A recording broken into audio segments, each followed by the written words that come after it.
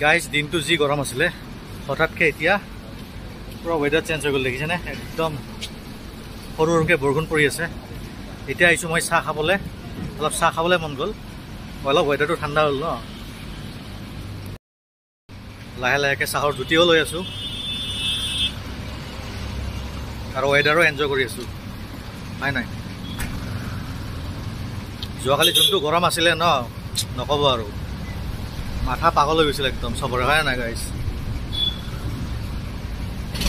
ৱাহ